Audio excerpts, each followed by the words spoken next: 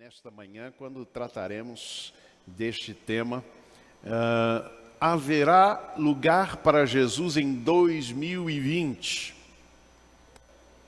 Como é que você responde? Não precisa ser em voz alta. Haverá lugar para Jesus em 2020? Na minha vida, no meu coração, na minha agenda, na minha pauta que eu defini para o ano 2020, haverá lugar para Jesus. No dia 22 de dezembro, nós refletimos, vocês talvez se lembrem, do tema Natal, nem porta dos fundos e nem tampouco a porta da frente. Lembram desse tema? E no primeiro aspecto, eu chamei a atenção quando falei Natal na Porta dos Fundos, me referi àquele filme, foi vinculado aí pelo grupo Porta dos Fundos, e aquele filme reflete muito disso. Nós mostramos que o lugar que Jesus não ocupa na vida, no coração, na agenda de pessoas, revelado exemplarmente através daquele filme chamado A Primeira Tentação de Cristo. Eu tomei o cuidado de pesquisar um pouquinho lá no YouTube, canal do YouTube, onde estava passando também o filme e alguns comentários. Eu fiquei negativamente impressionado com o fato de que há muita gente que fala, inclusive defendendo, não, é liberdade de expressão. E houve um até que disse, afinal de contas, Jesus nem existiu. Vejam, qual é o lugar que Jesus ocupa na vida de muitas pessoas? Às vezes nós partimos do pressuposto que vivemos num país 99% ou 95%, não sei quanto é atualmente, talvez 70% católico ou cristão, mas muita gente de fato não tem dado lugar a Jesus na sua vida. Depois nós refletimos sobre esse tema, o Natal à porta da frente. Por quê? Porque lá em Apocalipse 3:20 se menciona a igreja de Laodiceia, a carta de Jesus à igreja de Laodiceia, onde se diz claramente, eis que estou à porta e bato, se alguém ouvir a voz e abrir a porta, entrarei e cearei com ele, ele comigo. Jesus estava do lado de fora. Do lado de fora. Era uma igreja, e a gente imagina que ela não apenas tinha essa percepção sobre si, mas era uma igreja rica, poderosa, tanto que ela diz, rica sou e de nada tenho falta. Essa é a autoimagem que essa igreja tem de si mesma. Então, nós chamamos a atenção aqui que Jesus, muitas vezes, está ocupando o lugar do lado de fora. O lugar do lado de fora. E nós chamamos a atenção naquela ocasião que, neste caso, é uma fé pelo buraco da fechadura, para usar aqui uma expressão de John Stott, que fala sobre a sua própria experiência cristã. E ele menciona que antes que ele de fato desse lugar para Jesus, abrisse a porta do seu coração para Jesus entrar, a sua fé era como uma fé pelo buraco da fechadura. Volto hoje então à pergunta que fiz na ocasião: que lugar Jesus ocupa na minha vida, na sua vida, na vida de cada um de nós? Qual é o lugar dele? A Estrela de Belém é um filme da Sony Pictures, animação, na verdade. Não é um filme propriamente, mas um desenho animado, de 2017. Eu recomendo para adultos e crianças. É um filme espetacular. Conta a história de Bo, Bo, que é o jumentinho que vai levar Maria para até a estrebaria lá em Belém. Ele está cansado de ficar aprisionado num estábulo onde ele fica rodando, rodando constantemente assim aquele moinho, E essa é a vida dele. Ele está cansado disso. E ele tem um sonho com Davi, né? Davi, que é um passarinho, é um pombo, melhor amigo de Bo. E qual é o sonho dele? Ele quer seguir uma caravana real. E ele então fica pensando em sair daquela pequena cidade de Nazaré, viajar de cidade em cidade, conhecer o mundo, visitar pessoas importantes, marchar ao lado dos maiores, mais fortes e incríveis cavalos, ter os bichos da cidade olhando para ele passar e finalmente não estar fazendo ou estar fazendo algo importante. E ele diz assim: não tem nada mais importante do que a caravana real. Bom, ele consegue escapar do estábulo e na sua fuga, onde é que ele vai parar? Na casa de Maria, no dia do casamento com José. E aí então a história conta como eles vão sendo conduzidos até Belém. E lá em Belém, então, ele acaba vendo o Jesus nascido, não é? E finalmente ele chega à conclusão: eu fiz algo importante, eu carreguei este rei. E assim é a expressão. E eu volto à pergunta: haverá lugar para Jesus em 2020 na sua vida? Vamos refletir rapidamente sobre alguns aspectos aqui.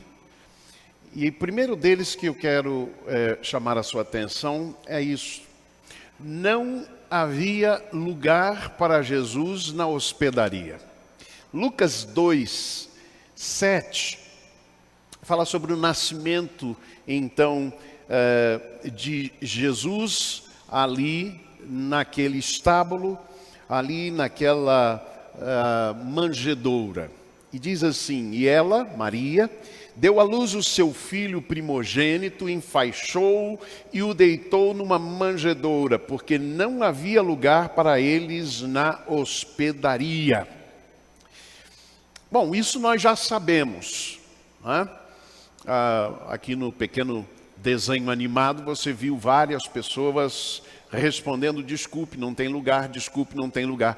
Isso a gente sabe, mas eu me fiz a seguinte pergunta: se eles soubessem quem era o bebê, será que eles teriam respondido da mesma forma? As pessoas não sabiam que Maria esperava o Messias, Jesus Cristo. Esta foi a maior razão. Não tanto porque não havia lugar, porque se soubessem que era ali nascido o rei dos judeus, a expressão ali da época, ou o Messias esperado, certamente elas teriam dado lugar. E eu me pergunto se não é assim muitas vezes conosco. Não estamos dando lugar para Jesus em nossa pauta, agenda e coração, por não o conhecermos plenamente, devidamente. Quem é Jesus para você?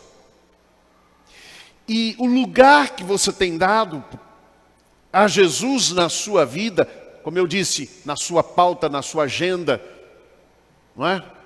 Nos seus compromissos, nos seus envolvimentos, corresponde a esta percepção que você tem sobre Jesus? Os magos entregaram 3 presentes: ouro, incenso e mirra. E nós já mencionamos que o ouro era presente de reis. Você reconhece Jesus como rei da sua vida? Nós cantamos aqui de vez em quando: Rei do meu coração. Jesus é rei do seu coração? A palavra de Deus diz, no encontro de Jesus com a mulher samaritana, ele começa então a dialogar com ela e ela pergunta questões sobre a fé, sobre a adoração. E olha o que Jesus diz para ela em João 4,10. Se você conhecesse a generosidade de Deus e soubesse quem sou eu, pediria água a mim, eu lhe daria água pura, água da vida. Se você conhecesse, se você reconhecesse, qual é o lugar que Jesus ocupa na sua vida? O segundo trecho, me parece que nesta semana eu estava exatamente pensando nessa perspectiva. Nós temos aqui a reprodução deste momento da hospedagem de Jesus, lá no seu nascimento, 30 anos depois. 30 anos depois. Lucas 9, 51, 53, abre a sua Bíblia e acompanha aí esse texto. Diz que aconteceu que ao se completarem os dias em que devia ele ser assunto ao céu, manifestou no semblante a intrépida resolução de ir para Jerusalém e enviou mensageiros que o antecedessem. E indo eles, entraram numa aldeia de samaritanos para lhe preparar pousada. Mas não o receberam, porque o aspecto dele era de quem decisivamente ia para Jerusalém. Percebeu? A mesma rejeição ou não abertura de lugar e acolhida para Jesus lá em Belém, no seu nascimento, acontece agora novamente. Não receberam Jesus. E o texto aqui diz claramente, enquanto que no primeiro texto que lemos em Lucas 2, se fala que não havia lugar, não havia disponibilidade de lugar, e nós concluímos que eles não conheciam. Aqui o texto diz claramente que Jesus fazia menção de que ia para Jerusalém. Que isso tem a ver com a aldeia de samaritanos.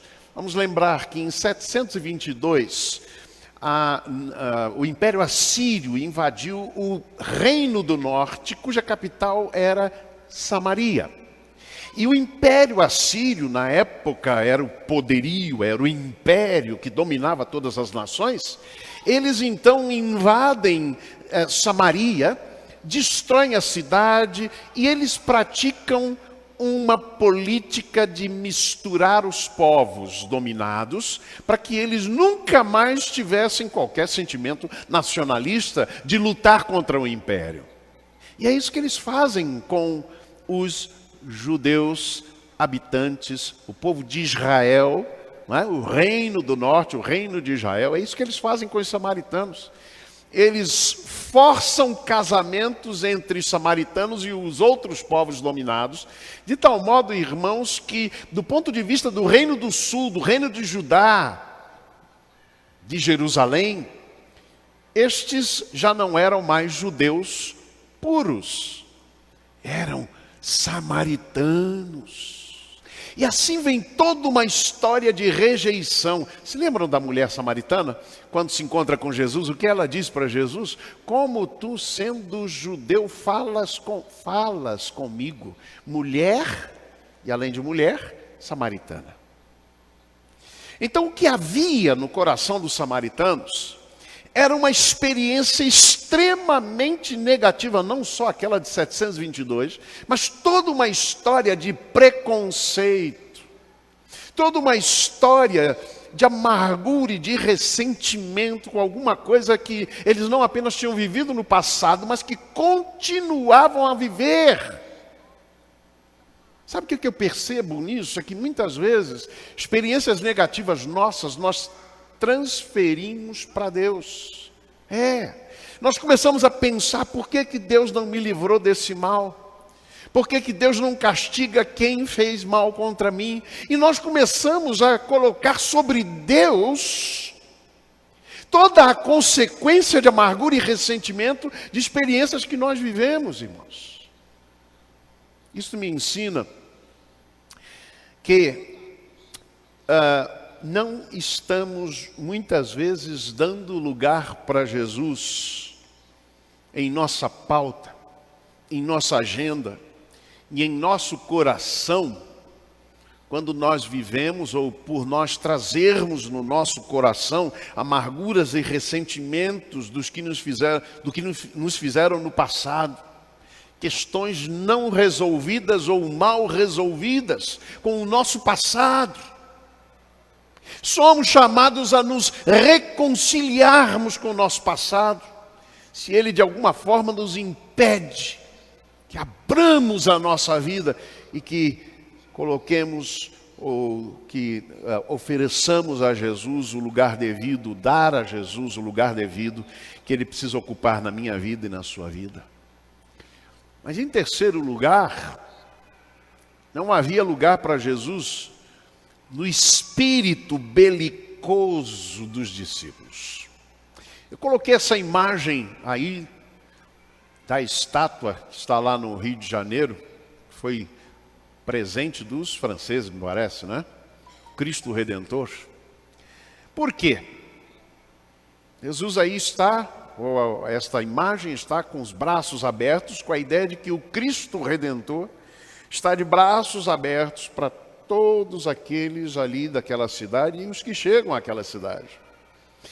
A pergunta é, ele está num monte alto, está lá essa estátua dominando todo o ambiente, conhecido no mundo inteiro, visitado por todos os visitantes. Mas isso significa que Jesus está no lugar devido, que tem se dado a Jesus, no Rio de Janeiro, no Brasil, na minha vida, na sua vida, o devido lugar, irmãos. Olha o que acontece depois desse episódio da rejeição dos samaritanos. Mantenha a sua Bíblia aberta em Lucas 9, 54 e 56. Vendo isso, os discípulos Tiago e João perguntaram: Senhor, queres que mandemos descer fogo do céu para os consumir? E algumas traduções dizem, como Elias também o fez. Eu vou comentar já sobre isso. Jesus, porém, voltando-se, os repreendeu e disse: vós não sabeis de que espírito sois, o Filho do Homem não veio para destruir as vidas dos homens, mas para salvá-los. E seguiram para outra aldeia. Aqui um aspecto muito interessante é o fato de que eles chamam a história de Elias. Queres que mandemos vir fogo do céu sobre estes samaritanos que te rejeitaram e nos rejeitaram, como Elias também o fez? Primeiro, uma presunção, que está muitas vezes por trás de um orgulho espiritual. Eu tenho poder. Eu conheço alguns membros de igreja, e alguns líderes de igreja que têm a mania de achar que tem autoridade de Deus para amaldiçoar as pessoas quando as pessoas não fazem aquilo que eles fazem. Está repetindo aqui a história. Jesus diz: não sabeis de que espírito sois. Então a presunção espiritual, o orgulho espiritual, de acharmos que nós temos este poder para usar como nós quisermos. Em segundo lugar, em momento algum da história bíblica, Elias mandou cair fogo do céu sobre pessoas. Elias mandou cair fogo do céu, ou pediu fogo do céu, que ele orou e pediu. E Deus respondeu positivamente. E consumiu o holocausto, o sacrifício, não as pessoas. É por isso, irmãos, que eu entendo muito bem essa palavra de Jesus quando ele diz: vós não sabeis de que espírito sois. Quem dá lugar à vida de Jesus, na sua vida, na sua pauta, na sua agenda, não pode ter esse tipo de atitude de vingança, de ressentimento, de amargura, de desamor. Meus amados irmãos, a reação dos discípulos não condizia com o espírito do Evangelho, com o Espírito de Jesus. O Espírito de Jesus é de amor, de misericórdia, de compaixão, de perdão até. Olha, nós não estamos dando lugar para Jesus em nossa pauta, em nossa agenda e em nosso coração, quando nós estamos cheios de orgulho espiritual. E esse é um orgulho muito triste em nosso meio evangélico. A gente ouve muitas pessoas com este orgulho, isto é, na ambiência espiritual. Eu oro mais do que os outros, eu faço mais do que os outros. Elias precisou ouvir uma repreensão do Senhor, quando ele disse, Senhor, quando Jezabel perseguiu logo após este episódio que mencionei, ele começou então a orar a Deus, eu não quero mais viver. E ele então começa a dizer, olha Senhor, perseguiram os teus profetas, mataram os teus profetas à espada, só eu fiquei, só eu é que te busco. Sabe qual foi a resposta de Deus para Elias? Reservei para mim 7.000 joelhos que não se dobraram diante de Baal. Você não está só, Elias. Não é só você que busca a minha presença. Derrubando este orgulho espiritual que muitas vezes domina o nosso coração. Quando ele nos domina, nós não estamos dando lugar para Jesus. Mas também quando o amor, quando a misericórdia, quando o perdão não dominam o nosso ser e o nosso coração. Sabe, quanto mais próximos de Deus, mais do seu caráter nós teremos. E qual é a essência de Deus definida por João, lá em 1 João, na sua epístola? Deus é amor. Em nenhum outro texto da Bíblia você encontra um conceito sobre Deus tão resumido e tão poderoso. Deus é amor. Quem se aproxima de Deus terá mais amor. Não estamos dando lugar para Jesus em nossa pauta, em nossa agenda e coração, quando nós estamos cheios de orgulho espiritual. E quando não há em nós espírito de amor, de misericórdia e de perdão. Volto à pergunta. Haverá lugar para Jesus em tua pauta, em tua agenda e coração em 2020, marcados por esses aspectos que aqui nos debruçamos e mencionamos? A conclusão do desenho animado, da animação da Sony, é poderoso. Como eu mencionei, o jumentinho Bu sonhava em acompanhar uma caravana de reis, uma caravana real, era o sonho da vida dele. E ao final, quando ele vê e presencia a entrega dos presentes dos magos, e eles dizem, viemos saudar o rei dos judeus, numa estrebaria, numa manjedoura. Ele finalmente diz, o meu sonho se realizou. Eu carreguei esse tempo todo o rei Jesus. E ele também se prostra como todos os animais e os magos e os presentes. Qual é o lugar de Jesus na minha vida e na sua vida? Que nós conheçamos e prossigamos em conhecer Jesus.